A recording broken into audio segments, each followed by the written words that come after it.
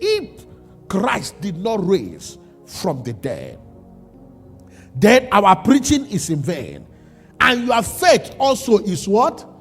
In vain. But because Christ raised from the dead, your preaching is not in vain, and your faith is not in vain. If that means, child of God, you have to be proud. I've been walking on the street that I am a Christian. Have you wondered why they gather every season to gather and kill Christians? The grave is empty, and it continues to remain empty. The hope of our glory is that a day will come, the trumpet will sound, and he will come back to take me and you home. And that is what the enemy is fighting. Just to make sure he distracts you. Just to make sure he knock you out. Just to make sure that you are being out of the line. Look at what he said in the book of John chapter 10 verse 10. The thief cometh not but to steal, to kill, and to destroy. But I come that they may have life and do what? Have it more abundantly. What is the devil interested? He's interested in stealing your relationship with God. When he steals your relationship with God, you become empty. The next thing he goes ahead is to destroy your zeal for God. A lot of people's zeal for God have been destroyed. Today we no longer have time to go after evangelism.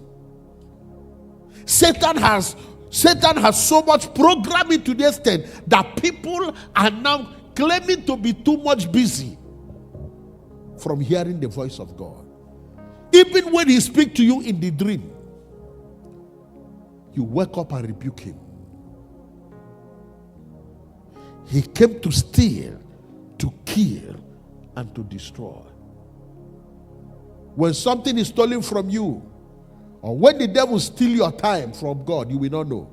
When he steals your relationship with God, you will not know. When he's killing your zeal, the first thing you will notice is that you begin to give unnecessary excuses. Why will you not be in the house of God on Sunday morning? Either you look for how you are tired, or how busy you are, or even give an excuse of your work.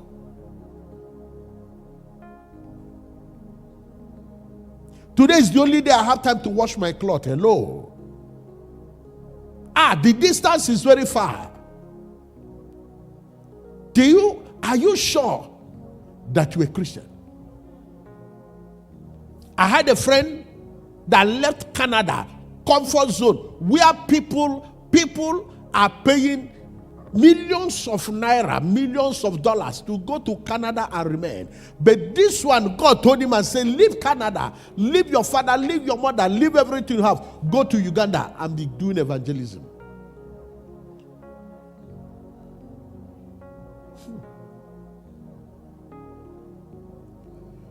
He paid the debt for us. So now you as a child of God, can I ask you, what have you done for Christ since after doing all this thing for you?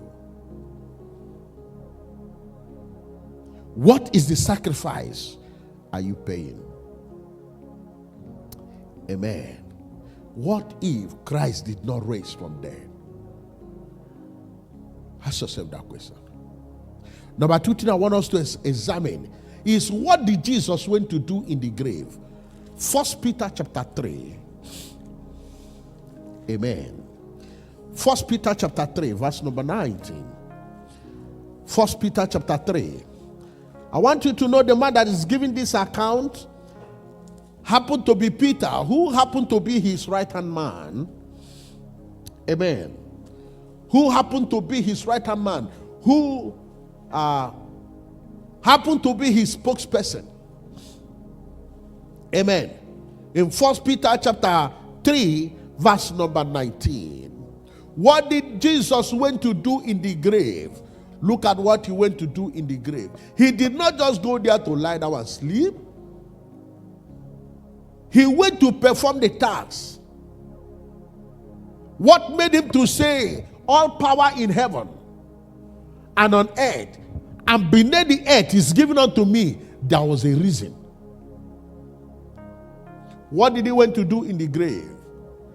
1 Peter chapter 3, verse number 19. The Bible said, Okay, let me start from verse 18. For Christ also had once suffered for sins, the just for the unjust, that he might bring us to God, being put to death in the flesh, but quickened by the Spirit. Verse 19. By which also he went and preached. By which also he went and preached unto the spirits in the prison. He went and preached unto the spirits that are in the prison. He ascended to grave. People think that Jesus' own is finished. Can I tell you, child of God, when people look at you and say your matter is finished, listen, you are beginning. That's the time of your beginning. When men has given up on you as they gave up Jesus, buried him on Friday, he took over assignment. Anytime you are down, check around you. There is an assignment, there is a mission to fulfill. The spirit of him who raised Jesus from there will come upon you. No matter how long you have been cast down, child of God, I see you bouncing back again. I wish you can say better amen. He went to the grave to preach to the spirits. And after conquering the spirits, look at this.